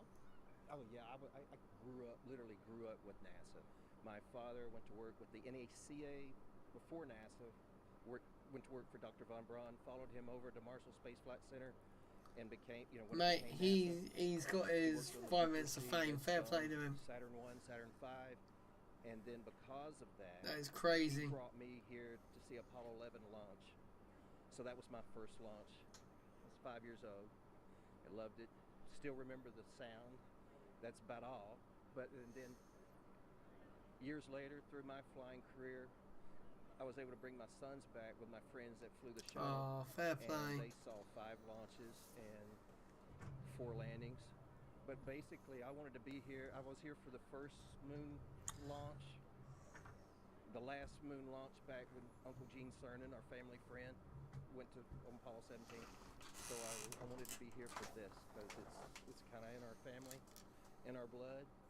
And hopefully I'll be around for the next one when we go and land again. So, incredible. So you that man is literally wearing like the Florida, the full clothing. German scientists, the kids sat in our lap, Dr. Ernst Stirlinger, and my father flew with von Braun because he was a general aviation pilot as well. So they get off work and fly, and they were in Life magazine together, National Geographic. So it was fun. I literally knew Al Shepard, all the Mercury, Gemini, Apollo guys, and it was an honor. I would have loved to have been an astronaut, but I went a different route, and but I can still come here and see them. We can, and we're so grateful, so thrilled to see you here tonight, and so excited that you will be able to actually compare the last launch and the sound of the last one with the one tonight. It's absolutely going to rock the sky. I want it to be even louder. Oh, it's going to be mad. Yeah. Well, thanks so much for joining us tonight. It's been an honor to meet you, and Megan, we're going back to you. Leah, thank you so much for sharing that. That was such a fun story. That was kind of cringe, but kind of cool at the same time. Live look inside of the visitor center there. Lots of people hoping to see the launch today. I love this guy in the front with his NASA shirt representing. And again, just seeing children and young and old, just all these people who do I get my NASA hoodie? I mean, it's not cold in here. Like, my computer's been pumping out heat all day. Oh my gosh, I love this. Oh, look at the astronaut. The team in Marshall and Huntsville That's there cool. is always ready for their shot. Waving their flags, they're super pumped. That's the home to the SLS program office, so they have a dog in the fight tonight. Seeing Artemis launch for the first time. Is that an inflatable? Yeah, the astronaut. Do you see that? I think somebody is dressed up as an astronaut. Look at that. Yeah. I actually have I'm so glad a little astronaut somewhere. Closed to the public, but you know, the people there decided to hold a watch party. Oh, look, our friends in Germany are ready for us this time. Yeah, it's a decent time in Germany. Look pumped and ready to go. So these are employees of Airbus. Airbus is the main contractor for the European Space Agency, and together they provided the European service module for the Orion spacecraft. So really, I cannot find my little astronaut. Where's he gone? Thank you so much, guys, for your contribution to the program, and can't wait to see Orion and SLS launch. Oh, here he is. Okay, so now let's head back over to Daryl Mail over with the launch team. So My little astronaut. He looks so cool. Yeah, Megan, thank you. And a clearer picture is starting to emerge as the Oh. launch team now reports out that they only have a few minutes left of work to do before they're ready to pick up polling. And we're also hearing that some of that polling, which kicks off with the mission management team, is also now just about 3.5 minutes away. Now, we are currently still in that hold, but the launch team, NASA... Oh, come on, don't start this. ...is continuing to move the team forward. We've wrapped up work on the upper stage. and the lower stage. Now my But green now screen's playing live about again. inside firing room 1. How Where launch does it just director randomly? Gabrielle Thompson is overseeing her launch team. We've had a number of delays that have put us off the T0. Oh, actually, do you But we know are what I'm gonna starting do? to track to a T0 close to around a quarter till, top of the hour. But we do need to have some polling that takes place. I'm pausing now because I'm listening in to the teams as they communicate.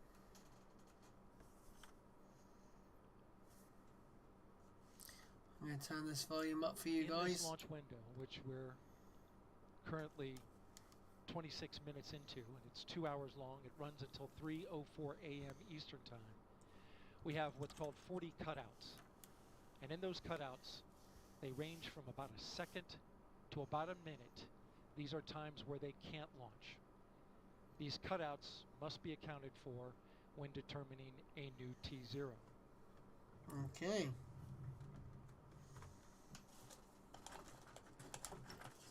The upper stage of the rocket, which was the last to get ready and configured, just recently the team cycled the liquid hydrogen valves, which is required,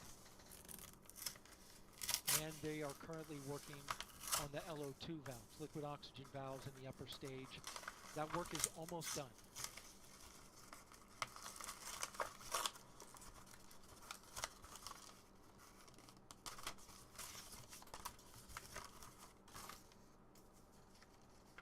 We are now a minute and a half away from the poll of the mission management team, which is several minutes before T-minus 15 minutes. Oh, okay. When that poll starts, we'll get a clearer picture of our T0. Come on.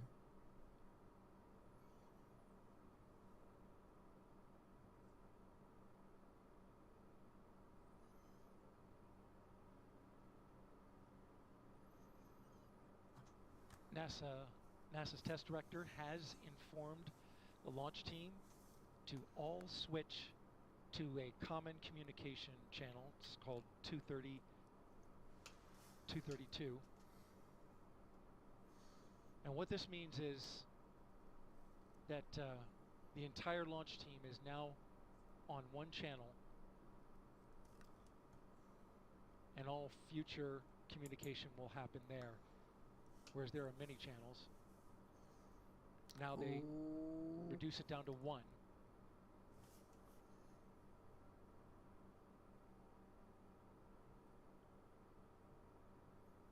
Just heard from NASA test director Carlos Monge. I'm sorry, Jeff Spaulding.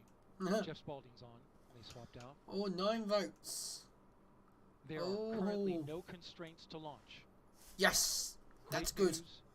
Again, that's no brilliant. Constraints to launch, and they're getting ready to pick up with a poll to determine readiness for launch. Oh, come on, please launch today.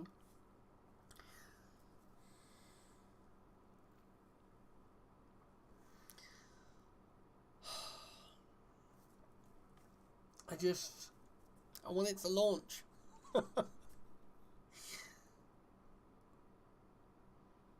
Like, what's funny is, if this had launched already, I could have gone back to sleep for an hour or so.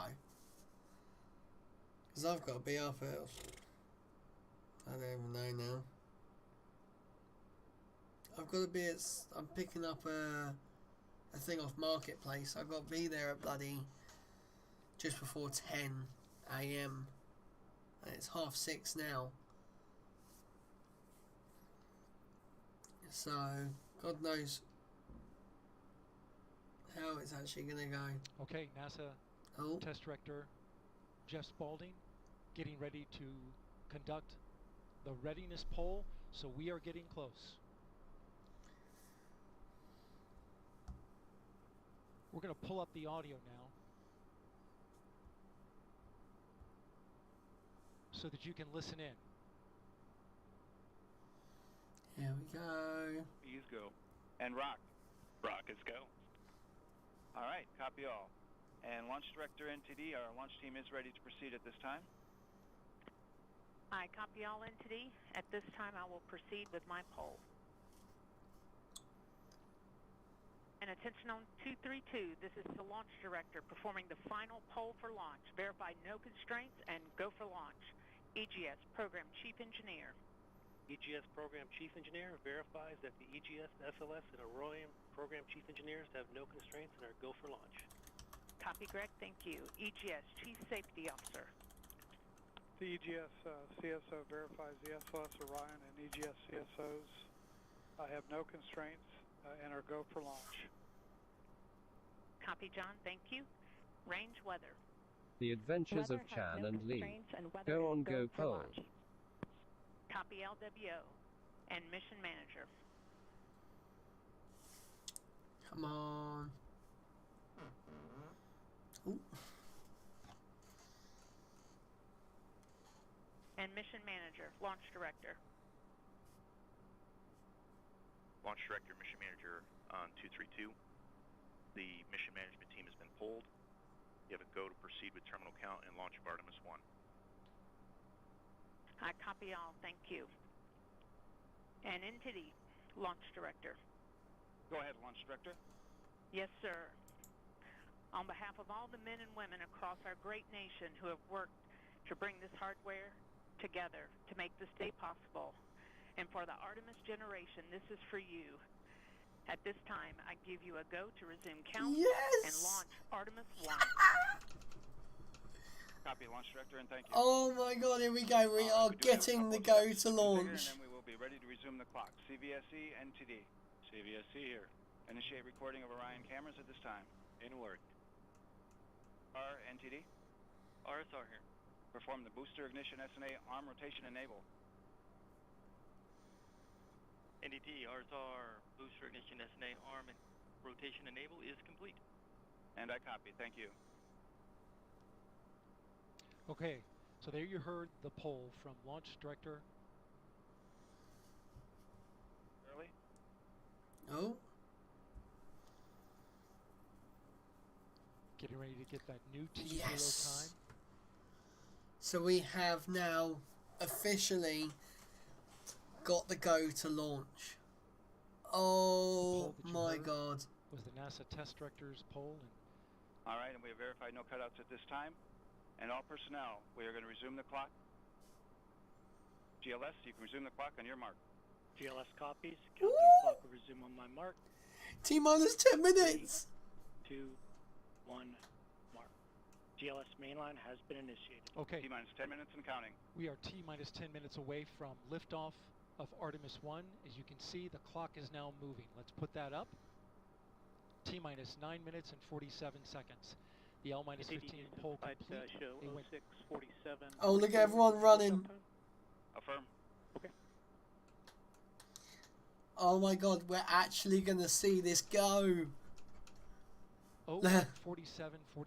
1:47 a.m. Eastern Time and 44 seconds. Wow.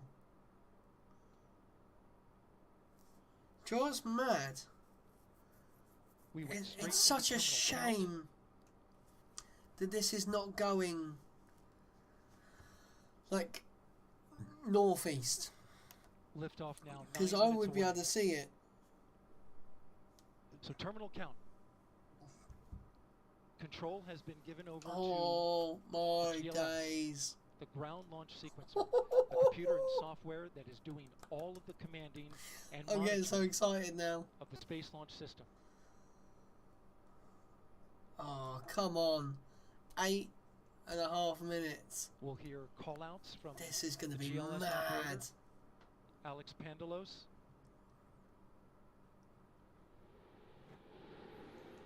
Oh, you can hear it. As well as NASA Test Director Jeff Spaulding. GLS is pre-tensioning the umbilicals at this very moment. You can see them as they run down the rocket. That's getting them ready to detach. At liftoff, those arms will swing away. will let go of the Dude, rocket this is going to be in a mental. clockwise direction.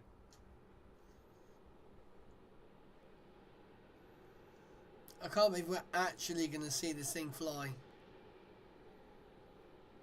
T-minus 8 minutes and counting. Oh, man. The GLS is performing up to 100 commands per second, including configuring ground systems for power transfer to the rocket. I actually can't believe this is happening. GLS is turning on cameras, recording video inside and outside the crew module to collect data for engineers. Oh, we're going. Purging the aft skirt booster with high flow nitrogen. Clear out any hydrogen gas that may be there. Oh, I can't believe we're finally going to get going. T-minus 7 minutes and 15 seconds. This is crazy. You can see the crew access arm is already retracted. When there is crew during Artemis 2, it would happen at T-minus 6 minutes. But out of abundance of caution, they went ahead and retracted the arm well ahead of liftoff. Nice. Want to point your attention No, to the I'm base gonna of the move mobile myself. launcher. Something wasn't done to reduce the power from the pressure caused by There the we go. rocket's ignition and thunderous sound. It could damage the rocket. So the ignition overpressure and sound suppression system will flood the mobile launcher with water. You'll see that sequence start at T-minus 17 seconds. Dude, this is going to be mad. This will be the world's Now, coming most up in less than 30 powerful seconds, rocket the ground launch sequence to take will off start bringing the high energy ever. systems online. And then Starting with Starship's four-stage going to go next pressurization. month, and, you know, that will then claim it again. But this is going to be mad to see this go off. I am excited. I don't like SLS, but I do like it. As they listen for the next call. Like, if that makes sense. I'm just moving myself up there a GLS, sec. go for core stage tank pressurization. Nice. The core stage tank is now pressurizing to flight levels. The replenish man. valve to the liquid hydrogen tank now closing. Look how many cameras they've got. They have got so The many liquid oxygen cameras tank will dotted come a all little later. around. I can't help Now but we're sit like arming this. I'm just the so Orion excited. ascent pyros and transfer to internal power. Look at that flare stack. It looks so cool. The launch abort system, or LAS jettison motor, is now armed. On this flight, Ooh. the abort motor is inactive because there is no crew on board. Up next is the flight termination system, or FTS, which gives the Space Force Flight the termination. ability to Blah, start blah, the blah, blah. rocket if it goes in the wrong direction. Flight termination Let's listen to that. system.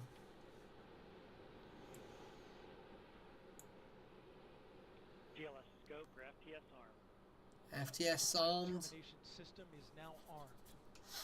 Oh 4 man. minutes and 40 seconds, a big moment.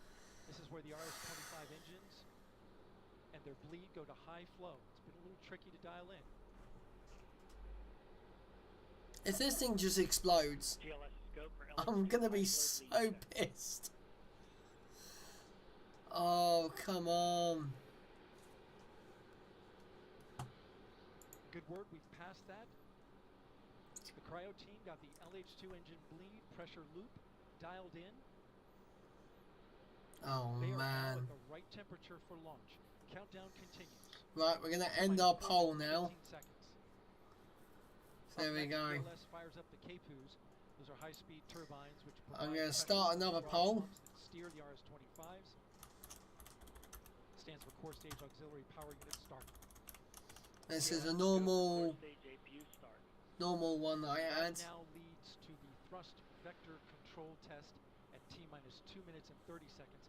That can proceed now, and we will see the engines gimbal at the bottom of the core stage.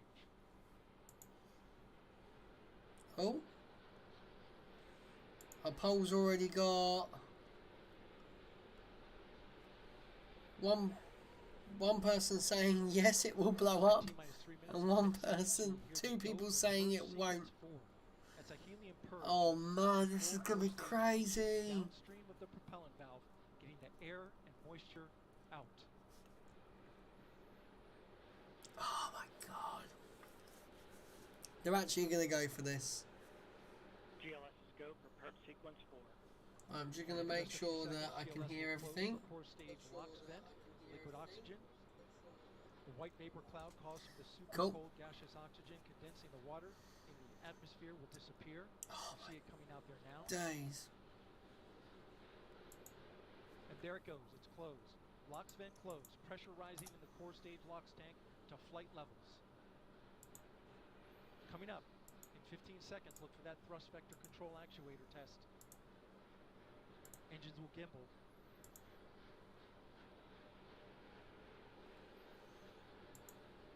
And there they go. There they go. The 4 core stage RS-25 engines gimbaling around, testing the ability to steer the rocket into space. Oh my days! They will operate at 109% performance. Each RS-25 throws. Alright, I'm going to move my keyboard out the way. All 4 2 moons. Just in case I get a bit too excited. 8.8 million pounds of thrust. GLS is go for upper stage to internal power. Now the upper stage has gone to internal power. So power is removed from the rocket's upper stage, the ICPS, and it's been switched to battery power. Mate, this is going to be mad. Core stage at T-minus 1 minute and 30 seconds. What's really bad is I really need a Wii.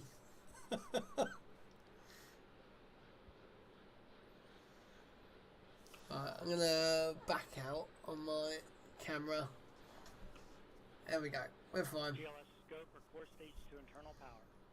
Oh, The man. core stage, which houses the 3 flight computers, is now on battery power. So there's no more hold time available because there's no more margin on the battery. So if we have a hold, we'd have to recycle back to T-minus 10 minutes and recharge those batteries. That's fine. The count continues. It'll only be another 10 minutes. A note now, shortly after liftoff. Come on. 1 minute. Shortly after liftoff, Mission Control Houston will take control of the rocket, and my colleague, Leah Cheshire, will take over commentary. Come on. 50 seconds and counting. Coming Right. up at T-minus 33 seconds. I'm on mute.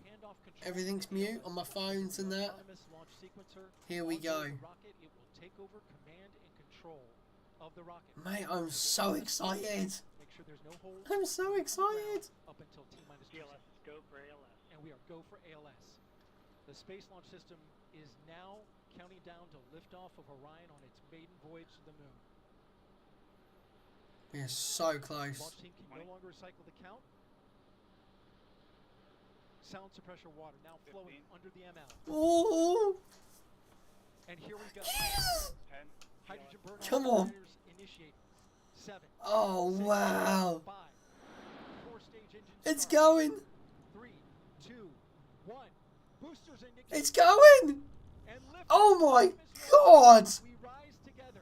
Back Look to how fast that's going. Oh my God.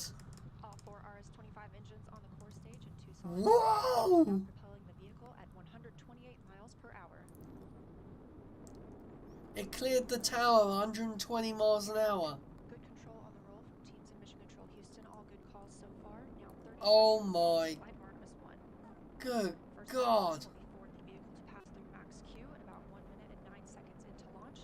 This is the greatest period of atmospheric force on the rocket. Oh, it's going. It is going. Holy cow. Now traveling 607 miles per hour.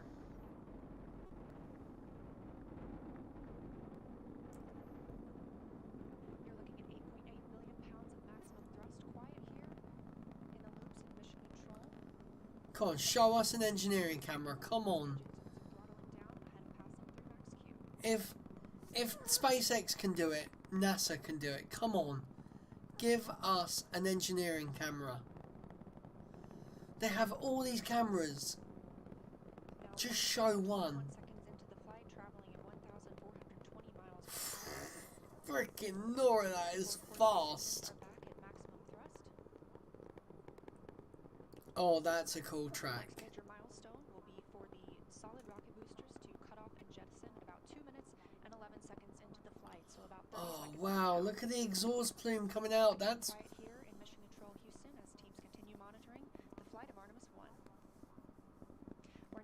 15 miles downrange from the launch pad at Kennedy Space Center, traveling over 2,800 miles per hour.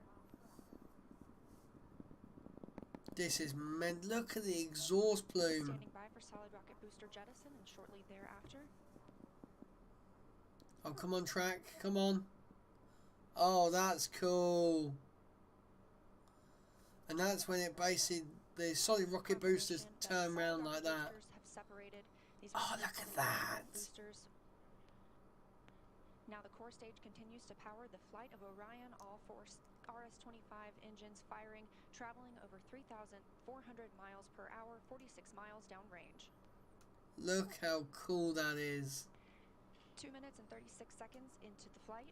Oh, they do have a thing at the bottom. Calls here in Mission Control Houston. Oh wow, we're getting all sorts of data. Next up, we'll be looking for the service module fairing to separate. This is 3 15 by 15 foot fairing panels, providing structural support, protecting the service module. Those will separate at about 3 minutes. Is this all we're going to get? We're not going to get any onboard footage at all. Why is it SpaceX can do it and NASA just refuse? Now traveling over 4,060 miles per hour, 83 miles downrange. I was so hoping for some onboard footage. Oh, we got onboard footage. No, now we're gone.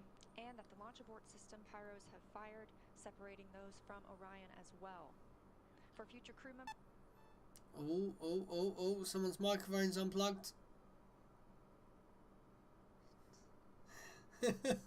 Is that the moon? We just heard the call for 3-engine press, meaning if SLS were to lose an engine at this point in the mission, we could still achieve a nominal mission. We would just have an extended main engine cutoff time. However, we still have 4 good engines, all at maximum thrust right now. Nice. The first flight of Artemis at 5,200 miles per hour, 148 miles downrange.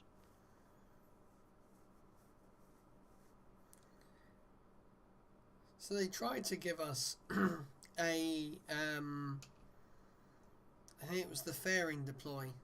We're 4 minutes and 16 seconds into the flight of Artemis 1. So far, we've had a clean ascent. We saw those solid rocket boosters jettison about 2 minutes and 11 seconds after liftoff. Shortly after, we had the service module panels fairings separate, as well as the launch abort system. The launch abort system was inert for this flight, except to perform this separation. Those 4 core stage engines will continue to fire and power the flight of Artemis 1. Yeah, see, already by now, the Falcon 9 would have done its boost and all that. You know, the boosters would be done, it was separated.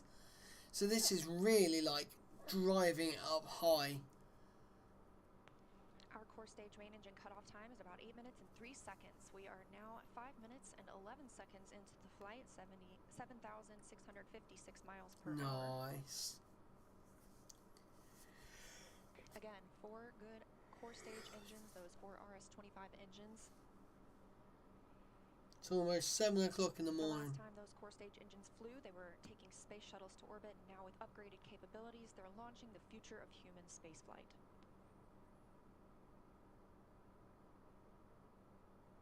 Come on. 5 minutes and 42 seconds into the mission. We are now traveling 8,800 miles per hour. Oh, nice. Look at that. Downrange from the launch pad at Kennedy Space Center. How many miles downrange did she just say? I missed that. We are anticipating core stage main engine cutoff at about 8 minutes and 3 seconds. And about 10 seconds later, we'll see core stage separation, at which point Orion and the interim cryogenic propulsion stage will be flying free. Nice. Now traveling over 10,000 miles per hour, 6 minutes and 15 seconds into the Artemis 1, 427 miles downrange. Quiet here on the loops in Mission Control Houston. Teams continue to monitor this first flight. That is crazy.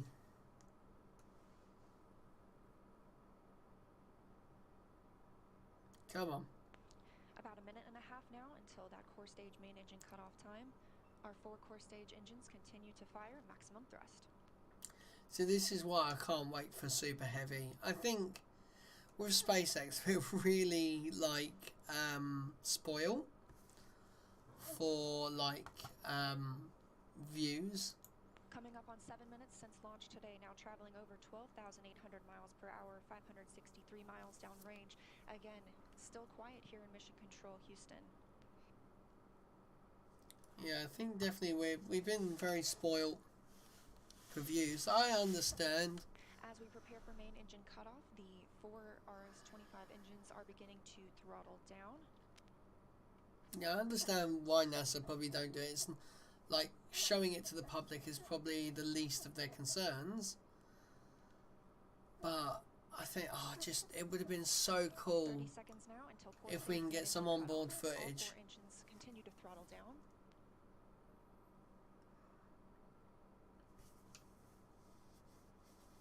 Now 7 minutes 45 seconds into the flight, traveling over 16,000 miles per hour. 16,000 miles an hour. Continuing to hear good calls here in Mission Control, Houston. We're standing by for core stage main engine cutoff. So that all that does is puts the thing into And we have confirmation of core stage main engine cutoff. Orion is now in Earth's orbit. Yeah, so that just puts it in Leo. Officer reports that we have a nominal main engine cutoff. And we just heard the call for core stage separation. That means Orion and the interim cryogenic propulsion stage are now flying free from the core stage of the Space Launch System. The next milestone will be solar array deploy approximately 18 minutes after liftoff. But before Orion stretches its wings, let's check back in with our friends at Kennedy Space Center and hear all about what it was like to hear the rocket roar off the launch pad. I bet it was loud. Hear all about it. Well, if you're just joining us, welcome to NASA's Kennedy Space Center, where we just watched Artemis 1 launch. Our first Right, I'm going to have a look and see if I can find some As Leah said, I'm NASA's Megan Cruz, and this is NASA astronaut Kayla videos of Barron. SLS. And I'm kind of still giddy and speechless. I don't even know how to explain how I'm feeling right now. I feel the same way. This is the first launch that I've been able to watch in person, and I've got to say, it was incredible. It took my breath away, and I was tearing up. Just what an amazing accomplishment for this team, this international team, people who have been dedicating their careers to getting this rocket off the ground and taking the first step of crew on that vehicle back to the moon. It was just incredible. Yeah, this is a moment I think that we're all going to remember where we were when we saw this sort of thing. Holy And cow. it's great to see, again, when we entered into terminal count, everybody here just started cheering, coming out to get a really good view. And boy, I mean, it lit up the night sky, and it just shook everything around us. Did you feel that? Like, in my bones, I felt that. Oh, yeah. That is just kind of the delay mental. Here, because, of course, the sound travels a little bit slower. Elon tweeted. The ground shook. We could hear the thrust pushing that rocket into space. 8.8 million pounds of thrust. Yes. It's incredible. It was amazing to see here live in person. How does it compare? So this is your first launch on the ground. How does it compare to your launch when you're in the capsule? Some of the guys from emotional, I think. We train for everything. NASA Space for wow. Launch, we're just running our procedures. You could almost, trick us and say that we're in the simulator and it wasn't real. But like in that moment of liftoff, when the thrust builds underneath you, like we saw it today, it's just hard not to be overwhelmed by the emotion. Oh, look at the photos. The joy of that moment. It's incredible. Man, the photos coming from. I can't say it enough. This team really deserved this moment. They've been working so hard for this moment. When I heard that we got into terminal count, it was, I felt a sense of relief and excitement. That is so cool. I think everybody here did. We literally wanted them to succeed. just going on Twitter See the launch today. and seeing everyone's updates is mad. It was an incredible experience to be here and see that happen. Yeah. Was there anything that was particularly surprising to you? Again, this is your first launch. What were you expecting? I think we also had a nighttime launch for our launch, and so I think one thing you underestimate is how much it lights up the night sky. Yes. We were able to watch it all the way through that trajectory. We were able to see the boosters separate and everything. So that is it's an mad. incredible view. It's amazing how much you get to see of the flight path when it's at night and it's lighting up the sky. Yeah, and I don't know if you noticed this, but we see the moon here, and the trajectory of the rocket looked like it was flying towards me. You know what I mean? I was like, oh my God, that's so poetic.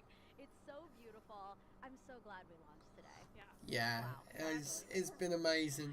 So we're going to head over to Daryl, who was at the launch team. Daryl, you got to count us down through that, through liftoff. I mean, how was that being in the launch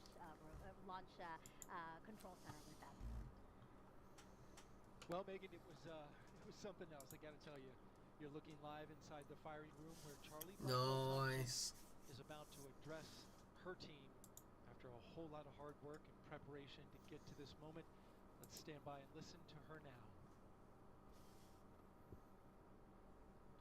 Com check. Yep, we can hear you. But you can't hear it in the room. Can you guys hear me? No. The room can't.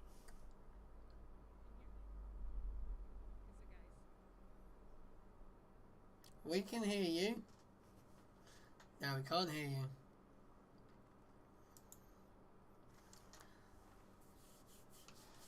I don't know what he's telling me to do. So this is what I don't get. They are a government agency. They should know what they're doing. They shouldn't... Like, if YouTubers can do better setups than NASA, like, does that really give us any hope? Really? Like, these are government agencies that, you know, start your day. It looks like you're awake. Yes, Apple Watch. I am awake. Like, come on. They should have all these microphones and that worked out, and, you know, they should have like an IT tech person standing right there. Is here.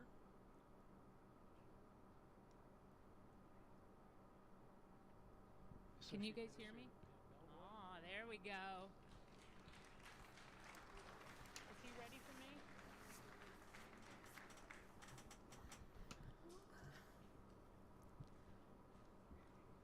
Well, for once, I might be speechless. So you guys know I have talked a lot about appreciating the moment that you're in. And we have worked hard as a team. You guys have worked hard as a team for this moment. This is your moment.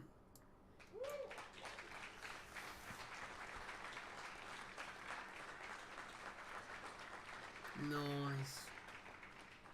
It is not by chance that you are here today. So I want you to look around at this team and know that you have earned it. You have earned your place in the room. You have earned this moment. You have earned your place in history.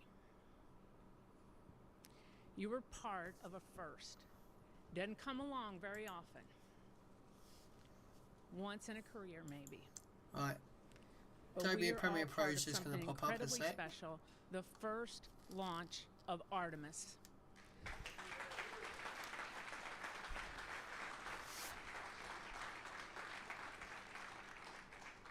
The first step in returning our country to the moon and on to Mars.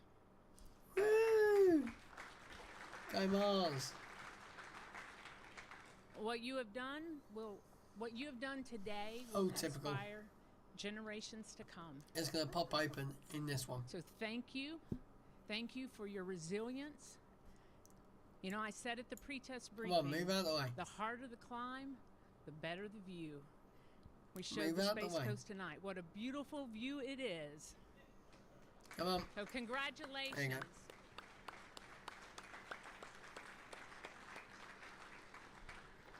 So we got a couple of traditions here in launch control. And the first one is when you're in the position for the first time, you get a tie cutting. And so I have my launch director scissors. And I'm going to get my tie cut by a couple of legends that are here. And then anyone who wants their tie cut will be making the rounds in the firing room. You got your console chiefs if they want to do it. That's fine. If you want me to do So they it, cut you the might have to wait a ties. little while, but I'll stay all night if I have to. It'll be my pleasure to cut ties. So I'm gonna take care of mine, and then I have one other presentation that I want to make this evening. Oh, okay, we can't hear anything. We've gone deaf.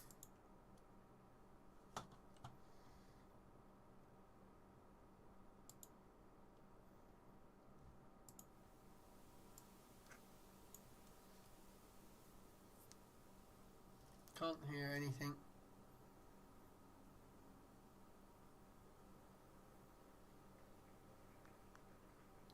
We've lost our microphone. Oh my god, with them scissors, careful.